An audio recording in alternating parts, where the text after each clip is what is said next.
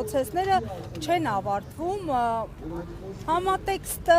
քաղաքական է թե ոչ, որովհետև իշխանությունները պնդում են, որ ամենևին քաղաքական համատեքստ չկա եւ իրավական պրոցեսներ են նոր Հայաստանում։ Իրավական պրոցես կարող է լինել միայն այն դեպքում, եթե որևէ մեկը հանցանք է գործել եւ իր հանցանքի համար ներկայացվում է պատասխանատվության։ Իսկ կոնկրետ այս դատական նիստի ընթացքում այստեղ հանցագործություն կատարած մարդ գոյություն չունի, բայց այստեղ բոլորը մարդիկ են, բոլոր 17 արդարները, 18 արդարները, նրանք մարդիկ են, որոնք ներգրաված են եղել քաղաքական պրոցեսներում։ Իսկ այս պրոցեսի գլխավոր դերակատարը մեր սիրելի Բագրատ Սրբազանը, նա ոչ միայն ներգրաված է եղել, այլ նա նախաձեռնել է մի համաժողովրդական, թերևս այս իշխանության պաշտոնավարման շրջանում ամենամեծ ընդդիմադիր շարժումը, Սրբազան պայքարը, որը կարող էր բերել նաև Նիկոլ Փաշինյանին իշխանությունից հեռացնելու։ Եվ նրա նկատմամբ այս ապօրինի արշավը քաղաքականից բացի ուրիշ բացարձակ որևէ իմաստ եւ ենթատեքստ չունի։ Ես շատ մեծ ուշադրությամբ եմ լսել իրավապահ մարմինների տված մեկնաբանությունները, նրանց ներկայացրած նյութերը եւ նաեւ որպես իրավաբան պնդում եմ, որ Բագրատ Սրբազանի եւ մյուս 17 արդարների գործողությունների մեջ հանցանքի տարեր առհասարակ գոյություն չունեն։ Նրանց գործողություններում կա միայն հայրենասիրության, ազգասիրության տարեր, ինչի համար էլ կարծում եմ, որ նրանք հիմա պատժվում են եւ պատասխանատվության են ընտրվում։ Պարոն Ղազարյան, ասացիք, որ ուշադրությամբ եք լսում իրավապահների մեկնաբանությունները, այս ընթացքում պակաս չկար նաև բարձրաստիճան ներկայացուցիչների, պաշտոնյաների մեկնաբանությունների հանրային հեռուստաընկերության եթերում, հանրության այսպես գրպանից սնվող հեռուստաընկերության եթերում տեսանք, թե ինչ մեկնաբանություններ եղան, որոնց ի դեպ արձագանքեցին պաշտպանական խմբի անդամները։ Ես նկատի ունեմ աղճատման մասին արձանագրությունների, գաղտնալսված ինֆորմացիայի, միտումը որն է։ Միտումը ակնհայտ է, նրանք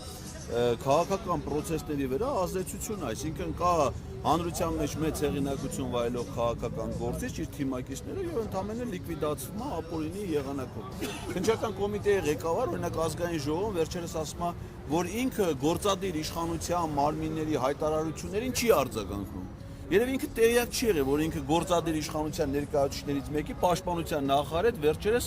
այցելություն է կատարել առաջնակից։ Երևի գնացել է գլխի չի էլի, որ իր հետինը պաշտպանության նախարարն է, երևի մտածեց լեգենդար, զորավար, չգիտեմ, Վարդան Մամիկոնյանն է։ Այսինքն Պապիկյանի հետ է եղել։ Գործադիր իշխանության, որին ասենք ինքը մեղադրանք առաջադրելու եթե ինքը նրանց հետ աշխատանքային հարաբերությունների մեջ է,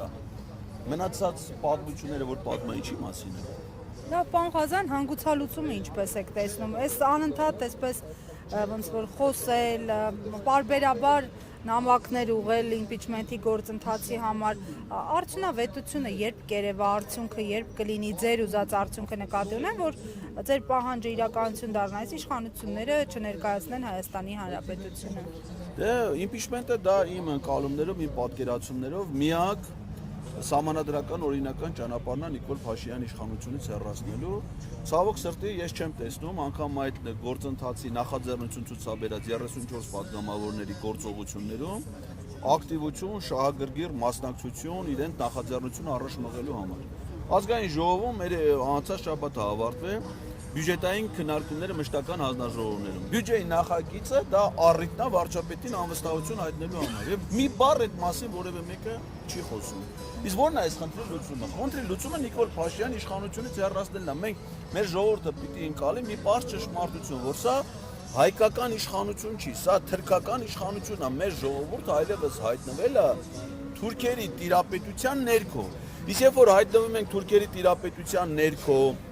այդ ժամանակ մեր ժողովուրդը ինչ արի, երբ որ ոչ միայն տիրապետության ներքո, այլև բռնաճնշումների է ենթարկվում։ Դուրս է եկել ազգային ազատագրական պայքարի։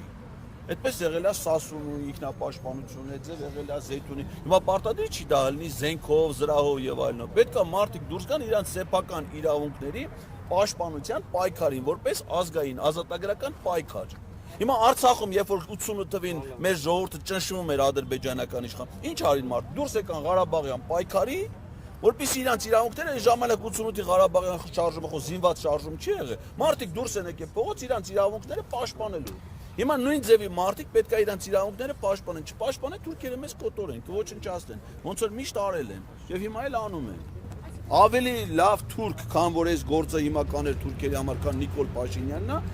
ոչ միայն ես չեմ պատկերացնում, այլև Իլհամ Ալիևը չի պատկերացնում, որ պատկերացնել ուրիշին կնշանակեր։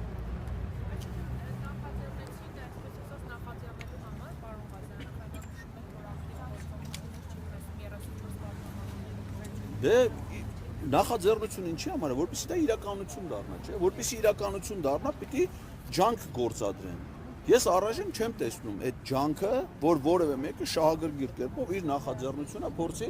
առաջ մղել։ Այո, ստորագրել են, չեն կարող ասել, որ իրանք նախաձեռնությանը չեն միացել, որովհետև միացել են։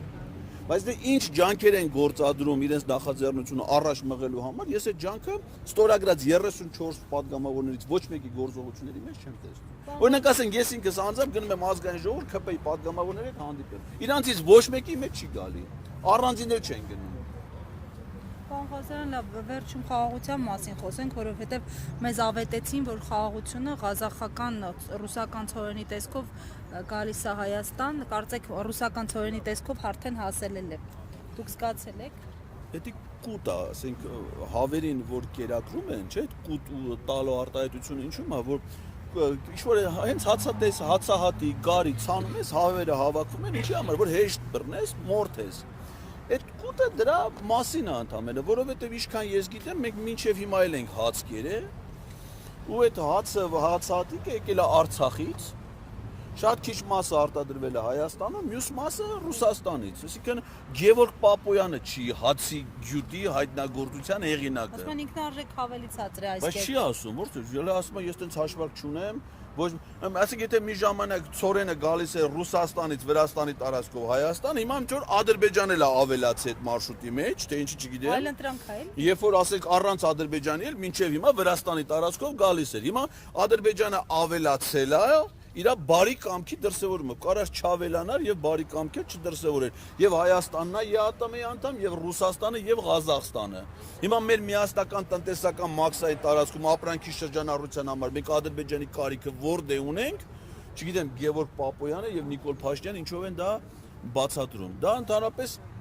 ընդամենը քաղաքական իմաստ ունի, ցույց տալու Ադրբեջանի բարեսիրտ վերաբերմունք Հայաստանի նկատմամբ, ինչի համար իրանք մեղրին հանձնել են Ադրբեջանին, որովհետև այն ինչ որ տեղի է ունեցել, դա օգոստոսի 7-ով դա մեղրին Ադրբեջանին հանձնելու ծրագիր է։ Փաշինյանը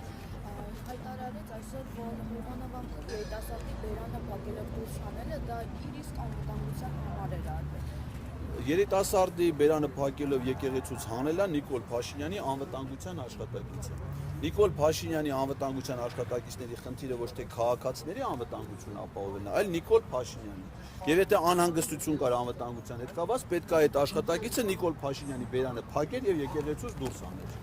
Բայց դա սխալ գործողություն է դերինից, որովհետեւ իրականում նպատակը չի եղել։ Իրականում նպատակ եղել է քաղաքացուն լռեցնելը, հավատավոր քաղաքացուն, որը գնացել էր ի տարբերություն հանրահավաքի մասնակիցների, գնացել էր Հովանավանք պատարակի, բայց պարզվում է, որ այնտեղ պատարակիչ քահանա չկա եւ կա հանրահավաք եկեղեցու տարածքում, ինչ օրենքով արգելված է։ Շնորհակալություն։ Հարգելի հետևողներ,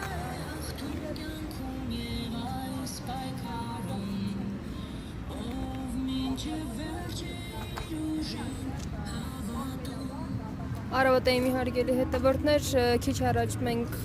խոսեցինք ընդդիմադիր քաղաքական գործիչ Էդգար Ղազարյանի հետ, ով հայտնեց իր կարծիքը թե այս դատավարության, թե ներկայիս քաղաքական իրավիճակի, թե վարչապետ Նիկոլ Փաշինյանի արտահայտությունների եւ նաեւ Հայաստան ներկվող հացահատիկի վերաբերյալ։ Ինչպես տեսնում եք, այս պահին դատարանի բակում կան շատ